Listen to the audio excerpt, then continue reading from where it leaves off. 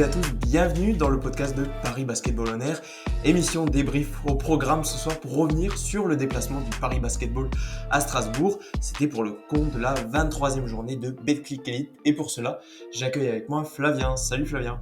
Bonsoir Lilian, bonsoir à tous. Et malheureusement, on va parler d'un coup d'arrêt pour Paris qui, après avoir surlevé la tête à Gravelines, n'a pas su enchaîner à Strasbourg puisque Paris 76, Six Strasbourg 96, un score très flatteur en faveur des Alsaciens, alors que pourtant les deux formations étaient au coude à coude quasiment toute la partie, le plus grand écart du match n'allant jamais au-delà de 6 points pour l'une ou l'autre équipe dans les 3 premiers quarts-temps. Sauf que voilà, les hommes de l'entraîneur italien Luca Banchi ont su faire fructifier un léger avantage au début du quatrième quart-temps par notamment de gros tirs à 3 points. Et à partir de ce moment-là, eh bien, la machine parisienne s'est malheureusement enrayée et n'a jamais pu se remettre en ordre de match jusqu'au buzzer final, d'où cet écart final de plus de 20 points au final en faveur de Strasbourg, qui passe ainsi devant le Paris Basketball au classement puisque les deux équipes étaient à égalité avant le début de cette rencontre. Flavien, ma première question pour toi, elle est assez simple. Est-ce que l'équipe qui l'a remporté à Strasbourg ce soir, c'est celle qui a fait le moins d'erreurs, notamment dans le quatrième quart-temps où Paris, on peut le dire, a complètement plongé face à la scie? Alors juste pour, je me permets de te corriger, Strasbourg avait 10 victoires, Paris 9 avant le match. C'était juste que là, Strasbourg a pris sa 11e Ah là là, victoire. j'ai regardé le classement non actualisé, grave. Oh là là. Non, et puis non, pour revenir sur ta question, oui, Paris a fait beaucoup d'erreurs en fin de partie. Je pense qu'on peut peut-être imputer ça à la forme physique. Paris est en déplacement depuis une semaine et jouer avec 7 pros mercredi et avec 8 pros là, ce samedi soir. Peut-être que d'arriver là sur la fin de match où tu as quand même un match qui a été intense pendant quasiment toute la partie, Paris a un peu lâché en fin de match, mais effectivement, ce qui a été ce qui a mis le coup final en fait contre Paris, ça a été effectivement les erreurs. On a revu Paris jouer trop brouillon en fait sur une séquence qui certes est assez courte, c'était peut-être 3-4 minutes, mais où il y a 3 pertes de balles de suite. En défense, ça suit plus forcément comme ça avait plutôt bien suivi, je trouvais, depuis en début de partie. Et puis, euh, et puis après, il y a des choix offensifs qui sont un peu pas incompréhensibles, mais en tout cas avec la fatigue qui sont pas bons, et on a pris beaucoup de shoots difficiles à longue distance côté Paris en fin de partie. Et la réussite a pas été du côté des Parisiens qui certes donc s'inclinent de 20 points, conserve quand même au cas où le goal average sur Strasbourg, parce qu'il avait emporté de plus de 30 points à l'aller, mais une défaite pas assez logique en fait, j'ai envie de dire, à la vue de la partie.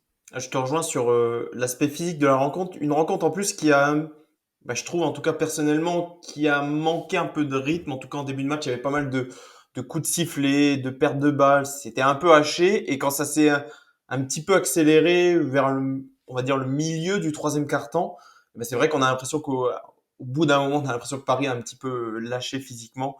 Et c'est là où je te rejoins.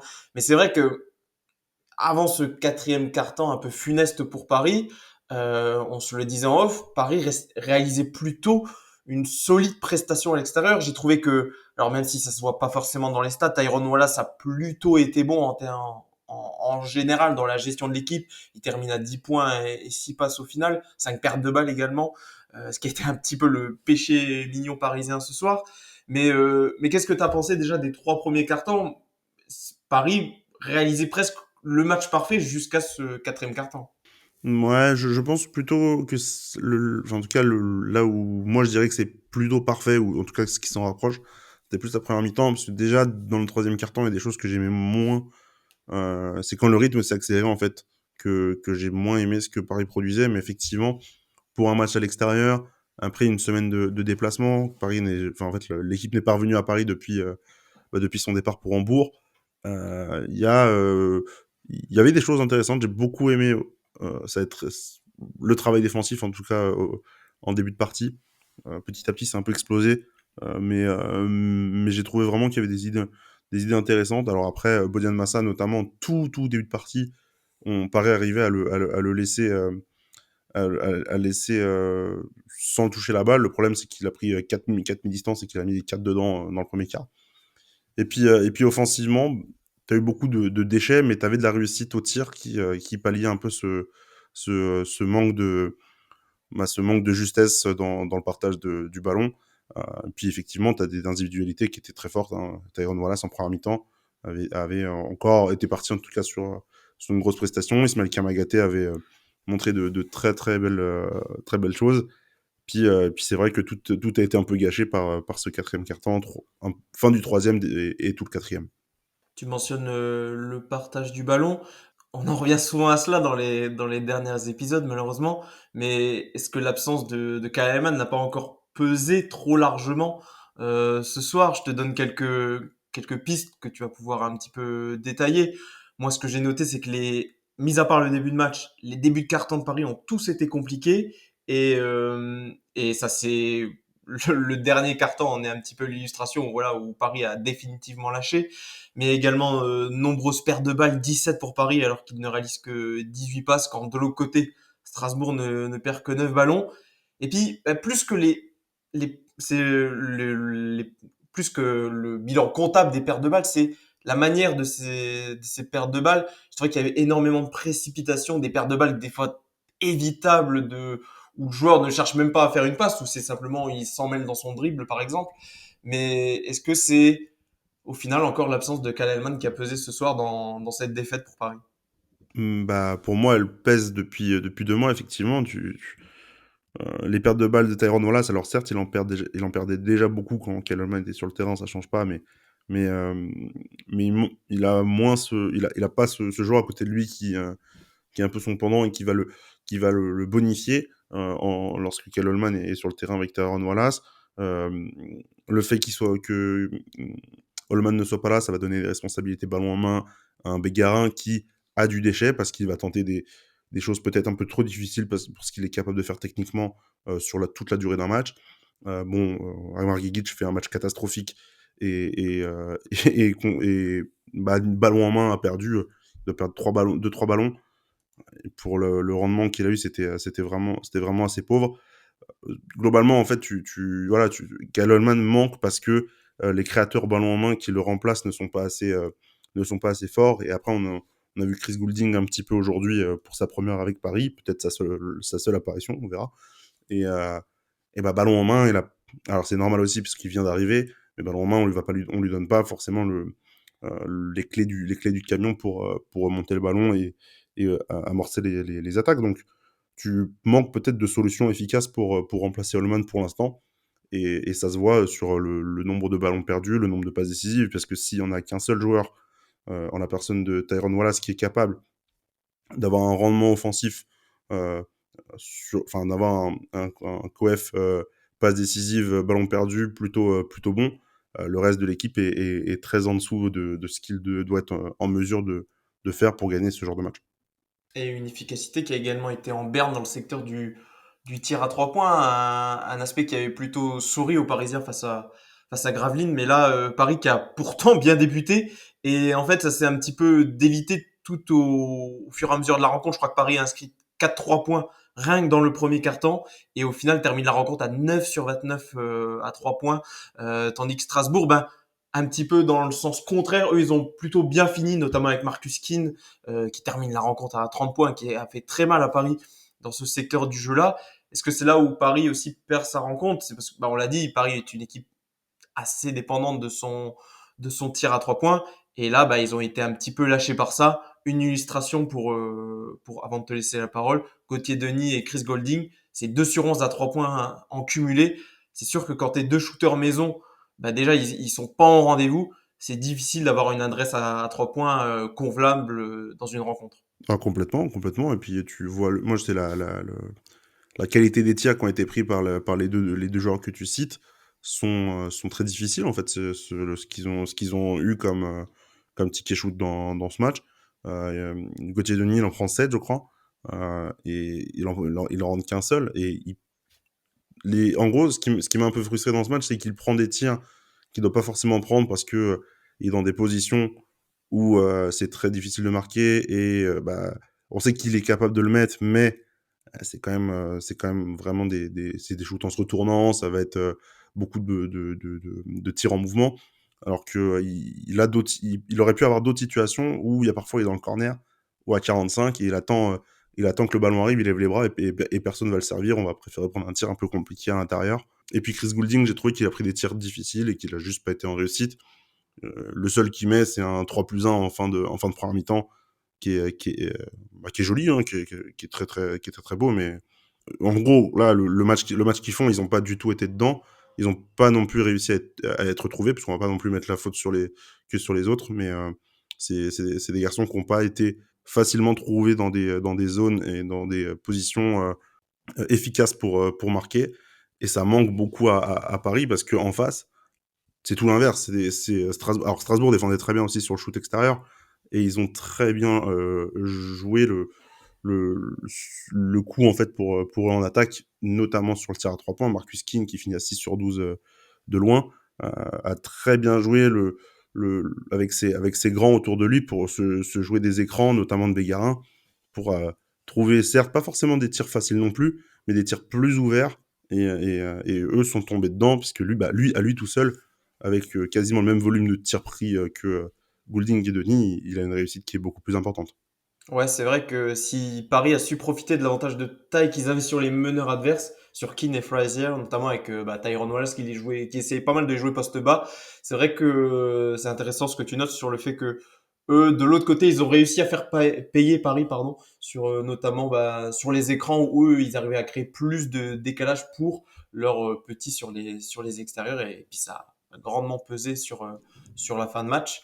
Et ça me Euh, revient juste, Vas-y, vas-y. ça me revient juste en fait ce parallèle, je voulais le faire avec Dijon, le match aller contre Dijon où c'est Holston qui prend la maison sur son dos. Je sais pas si tu te souviens de ce match, c'est en décembre, où c'est justement, t'as un petit meneur en face capable aussi de jouer avec ses grands pour se cacher derrière son pivot, son ailier fort, pour prendre des tirs à 3 points un peu ouverts. Et ça avait exactement été le même problème. C'était plus en première mi-temps, je me souviens, mais ça avait fait justement très mal à Paris. Ça avait été un peu la cause de la défaite à Dijon. Contre Dijon, c'était ça. C'était la capacité en fait d'Holston à prendre des tirs un peu de la même manière que Marcus King en fait l'a fait ce soir. Donc c'est pas d'une première. Historiquement, Paris a un peu des difficultés toujours face aux meneurs de petite taille. Je sais qu'on a souvent cette crainte quand on se dit ah, en face il y a un gros meneur qui est de petite taille, qui est alors il n'y a pas que le fait qu'il soit petit, c'est que forcément il est plus rapide, plus véloce, que ce soit pour se rendre au cercle ou pour se décaler à 3 points.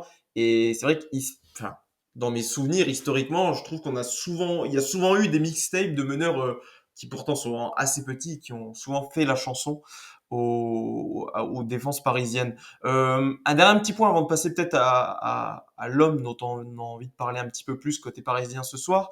Mais c'était intéressant de noter que c'est un petit peu quand le rythme de la rencontre s'est accéléré que Paris a un petit peu perdu pied. Alors on l'a dit, il y a effectivement cette donne physique pour Paris avec l'enchaînement des rencontres avec l'Eurocup notamment, mais Will Weaver, notamment dans un article de B-Basket la semaine dernière après la rencontre face à Gravelines, parlait notamment que il essayait d'adapter un petit peu le jeu de son équipe parce qu'il s'était bien rendu compte que le jeu rapide en Betclic Elite, c'est dans la pratique, c'est beaucoup plus difficile que dans la théorie et il disait notamment qu'ils essayaient voilà de s'adapter un peu plus, de faire plus de systèmes sur demi-terrain et de plus ralentir le jeu.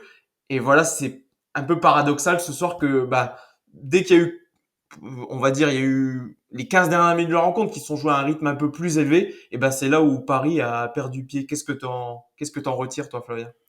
Moi, j'en retire que Paris est allé plus dans la précipitation que la vitesse pour essayer de combler son retard en fin de partie. Ils sont un peu retombés dans leur travers ou de solutions individuelles. Ah, mais exactement, exactement, parce que tu vois, en fait, les pertes de balles sont souvent dues à des joueurs qui prennent le ballon, vont dribbler, vont prendre 4-5 dribbles, mais en fait, la tête baissée, et quand ils voient qu'ils ont plus de solution pour avancer, vont se retourner et lâcher la balle super vite.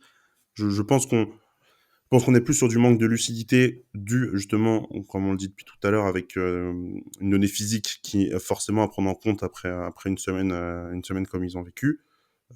avec le fait que tu joué encore une fois à 8, dont un nouveau joueur qui a intégré.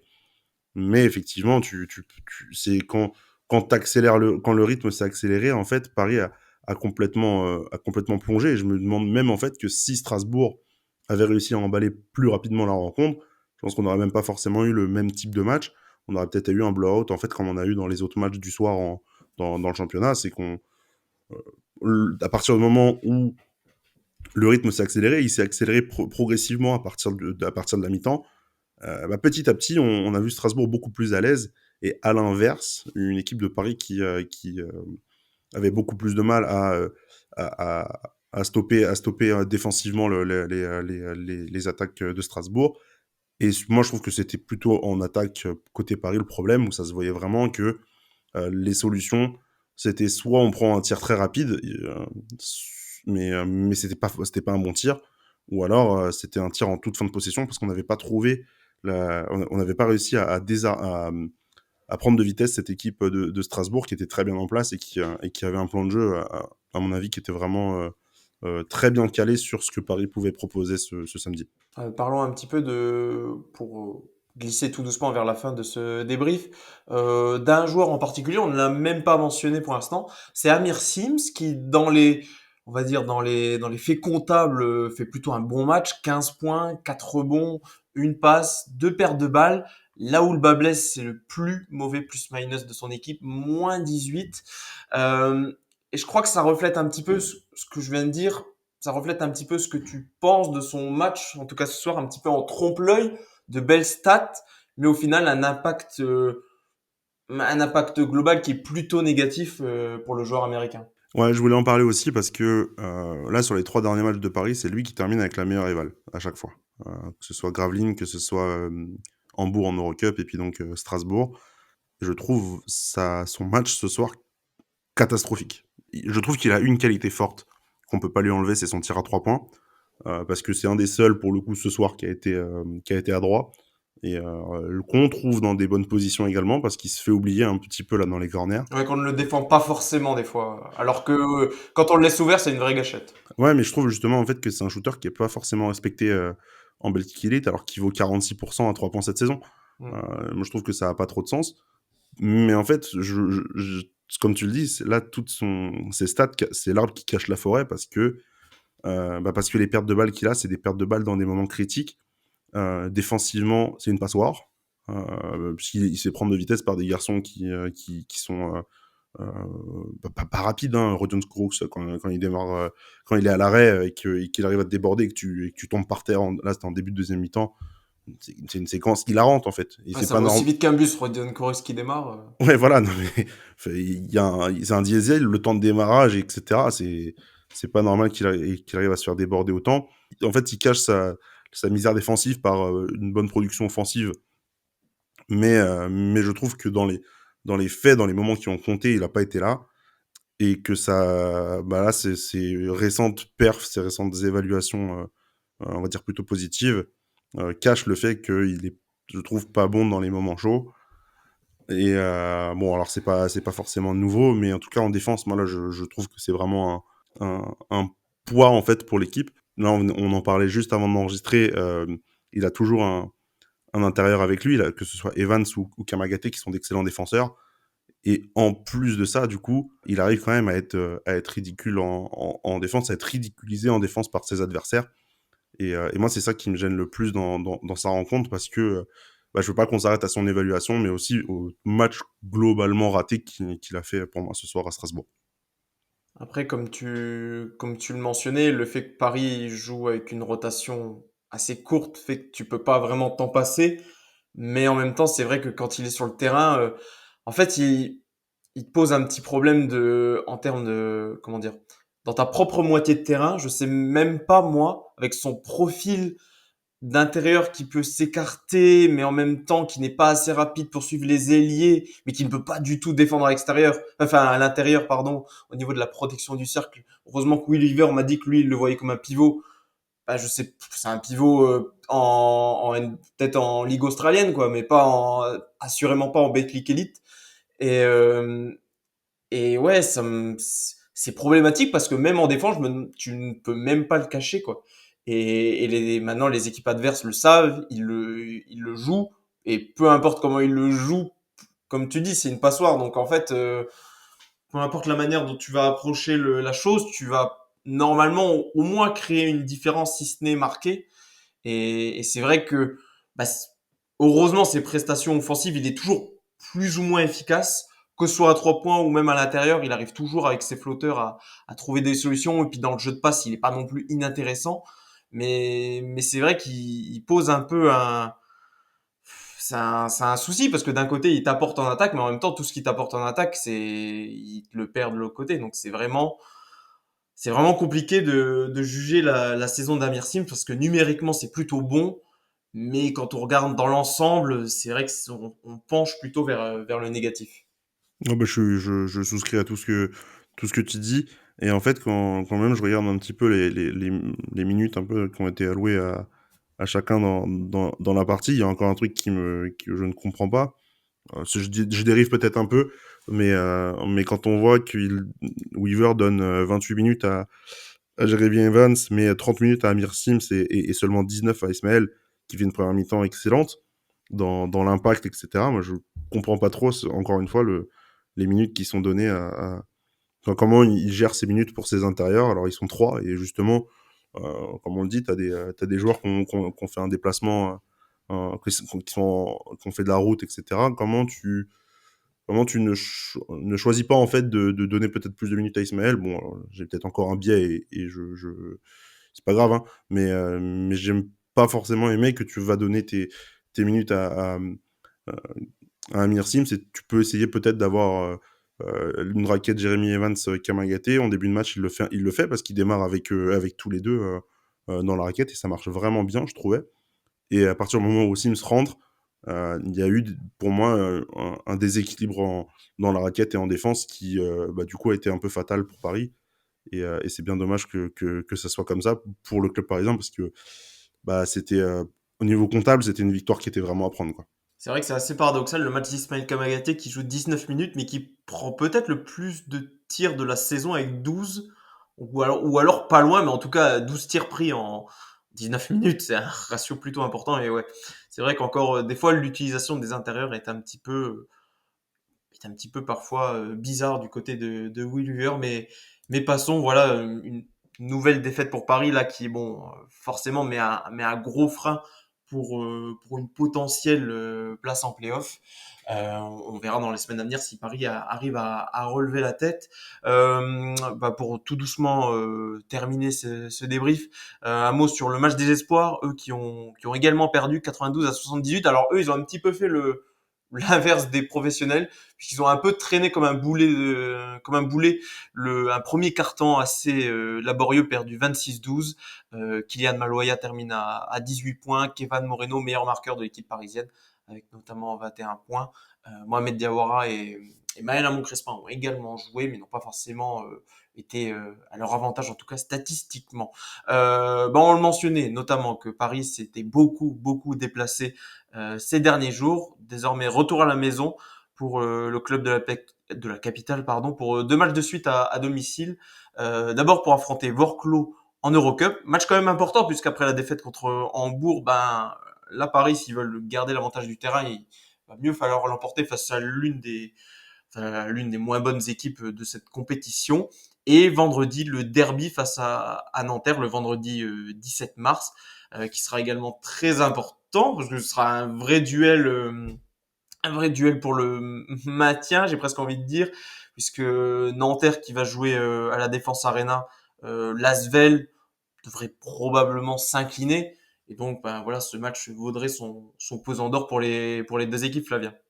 Oui, c'est vrai que vendredi va être encore une fois un match capital, mais comme on a un petit peu cité pendant la trêve, tous les matchs maintenant sont cruciaux. On avait dit qu'il fallait faire à peu près 10 sur 13 pour espérer être dans les 8. Bah là, tu es à 1-1. Donc ça commence déjà pas forcément très très bien. Et puis Nanterre, attention à Nanterre contre l'Asvel, hein, puisque t'es pas à l'abri de surprise. Ce week-end, encore une fois, t'as par exemple Fos qui a été battu Dijon à Dijon. Donc pourquoi pas devant un grand public, parce que ce sera le record le record historique d'affluence en LNB là, dimanche contre l'Asvel. Pourquoi pas que Nanterre prendra le match et que tu auras encore plus un match au coude à coude et qui va compter pour la suite, pour savoir bah, qu'est-ce que tu vas plutôt jouer d'ici la fin de la saison. Est-ce que tu vas jouer les playoffs? Est-ce que tu vas jouer le maintien? Et encore une petite dernière chose, normalement vendredi, en tout cas s'il n'est pas prolongé, peut-être que Kyle Holman, enfin si Goulding n'est pas prolongé, peut-être que Kyle Holman sera de retour. Ça peut changer des choses. Oui, à préciser, quand on n'avait pas la durée de son contrat, quand vous avez tourné l'épisode sur Goulding, et donc voilà, Chris Goulding qui a pour le moment un contrat qui va au 16 mars, donc jusqu'à jeudi, juste avant le match de Nanterre. Donc Un petit euh, voyage Erasmus d'une semaine voilà, il a en Alsace, ça fait pas de mal pour. apparemment, ouais. C'est ainsi que se termine ce débrief du match Paris-Strasbourg. On vous invite à nous suivre sur les réseaux sociaux @ParisB-8 sur Twitter et Paris Basketball On Air sur Instagram et Facebook. Restez connectés. On reviendra pour le débrief du match face à Nanterre. En attendant, il y aura peut-être une petite surprise. Vous verrez bien, on vous en dit pas plus. Et puis, merci Flavien d'avoir été en ma compagnie et on se dit donc à très vite. Bye bye. À très vite, ciao.